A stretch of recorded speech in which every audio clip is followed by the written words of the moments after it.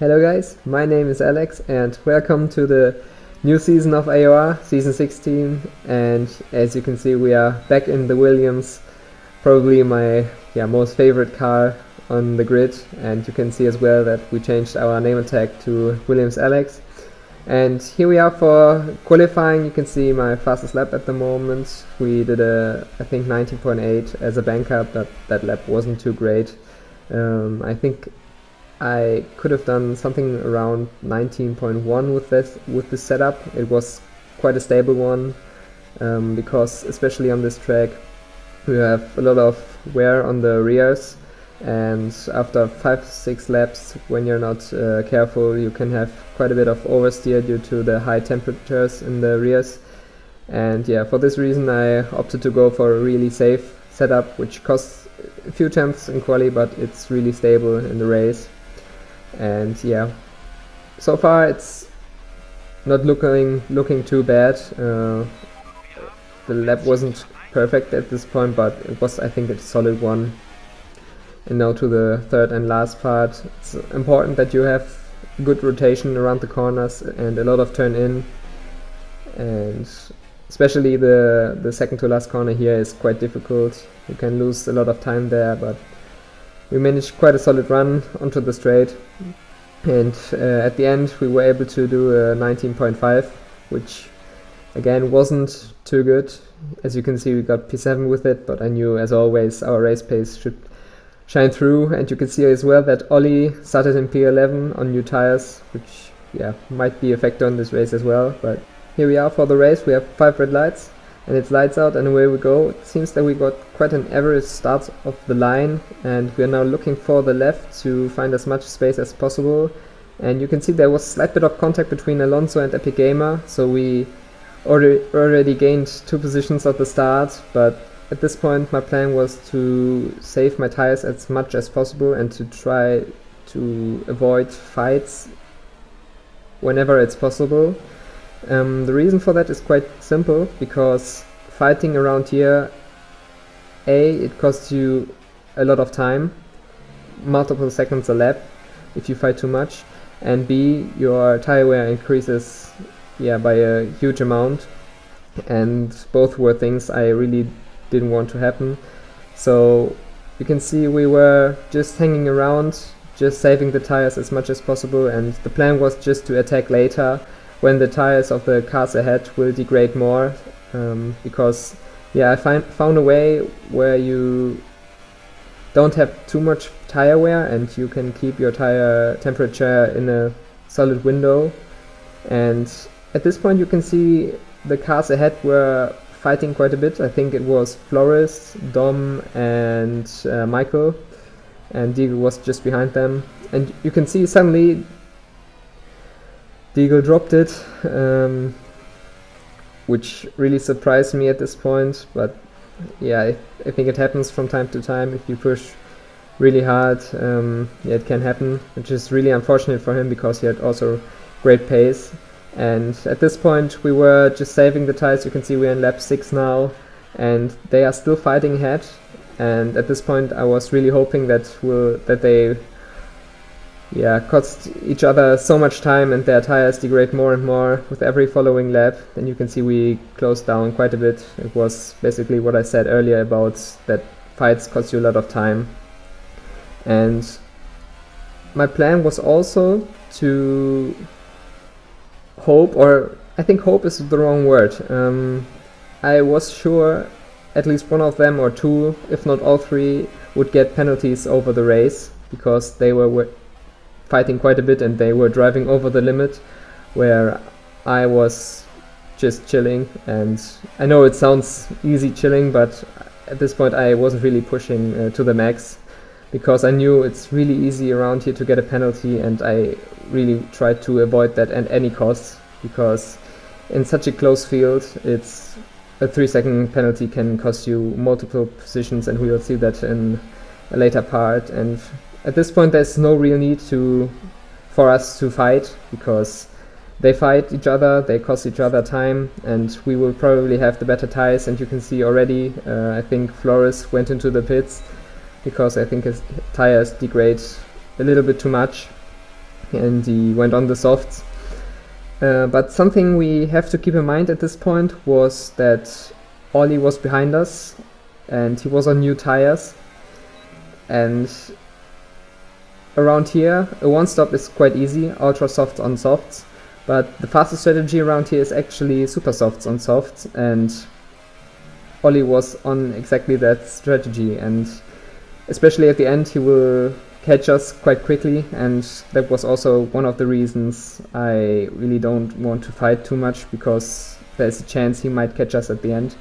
And here now you can see a very special lap. The reason for that is you can see we are in lap 8, and normally in lap 8 the ultras are really going off, but you can see I was able somehow to keep my lap time in check, and you will see in sector 2 that I was even going quicker on that lap, which just shows you how much I was saving the tires in the first stint and saving my energy, because now the plan is to do an overcut, and there's a slight chance the leading cars had a bit of traffic ahead of them, so with a fast overcut I might be able to jump at least one of them, so that was the plan. And so far the lap was really good. You can see the temperatures weren't too bad, it was actually quite fine. Normally the temperatures get too hot with I think 102, 103 degrees, but you can see we are in 101, which is not too bad. Now we are going into the pits for a set of softs, which will hopefully take us till the end of the race. And here you can see Flores was ahead, and Dom was just ahead of us, who's also known as Freak. And at this point, again, I plan to save as much as possible, because I had a feeling they too will probably start fighting again at the later stage of the race. And so my plan was just to wait and save the tires again, save my energy. You can see they built quite a bit of a gap, and you can see as well Michael was closing on me quite a bit, which it was also because my setup was quite defensive. And at this point I had an idea, and it doesn't sound too clever, but I let him pass. The reason for that was quite simple, because I knew Michael ran a more aggressive setup than I do, and my plan was just to stick in his DRS, get his slipstream, and hopefully he will be able to pull me to Michael and Dominic ahead, and at the end of the race I might be able to attack all three of them if their tires will go off, and if they have penalties, or if they should have penalties, which I thought is highly likely, because they were battling quite a lot, and the more you're battling, the more you tend to get more penalties, and the more penalties you get, the more you start battling. It's basically a never ending story. And at this point the smartest way for me was just to wait, not to push too much. And you can see they have a slight bit of a gap, but I think sooner or later we will be able to close the gap down. And you can see we are just sticking in the DRS, just waiting, and I think at this part we started to gain on those two, because they've now fought more and more. I think at this point they already had probably around 6 seconds worth of penalties, so even if we stayed behind Michael we would have probably get at least second place in this race if Michael doesn't have a penalty. And at this point we didn't have any warnings at all, so it's looking quite good for us at the moment. And also the gap behind was very good managed. I think the pace of us four was quite quick, to be honest, and to be honest our lap times don't really show the potential, especially Michael and I had. We were backing off quite a bit in order to avoid any kind of penalty.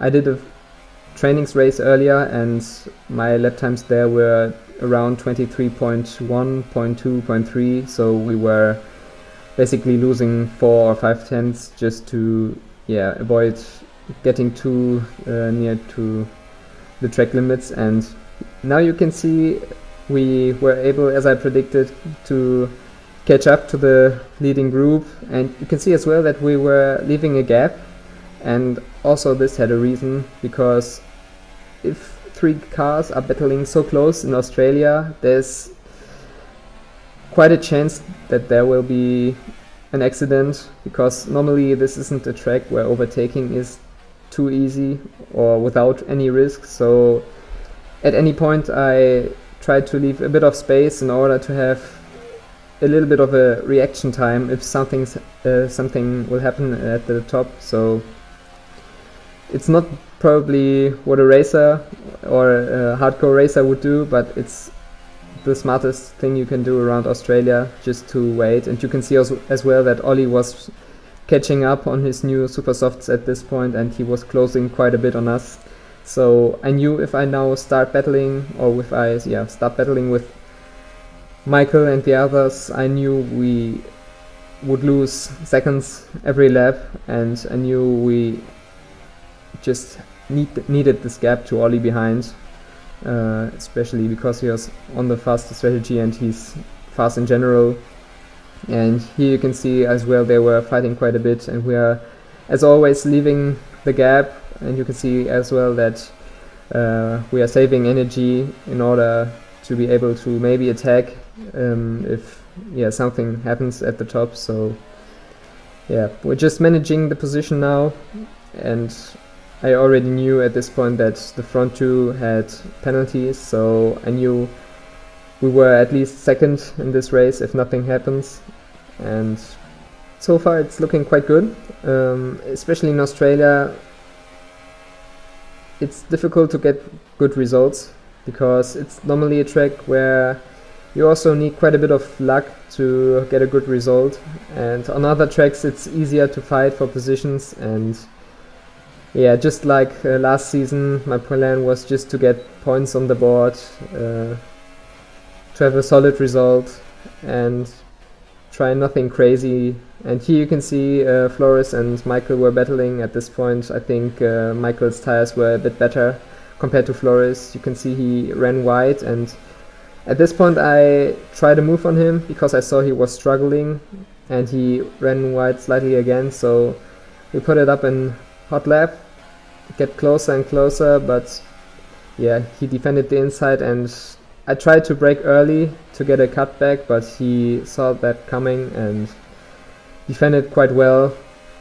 And now it's really difficult to overtake around here, and you can see Michael was already able to get a small gap, and at this point I just back off. You can see that Ollie already was in P5, so I think if we would have battled the cars ahead more, he might have had a chance on us. So I think it was the smartest strategy to just wait and pray that the cars ahead had penalties. And luckily we were able to avoid any kind of warnings or penalties at all, and it's P2 for us at the end. Michael won the race, and he also deserved this one. He fought for it and he went for it, and congrats to him. I think Ollie was able to finish third because Flores and Dom both had 9 seconds worth of penalties, so amazing drive from him to start in 11th and finish third is also a great recovery. And that was the race. I hope you enjoyed it, and I hope to see you in the next one as well. Goodbye.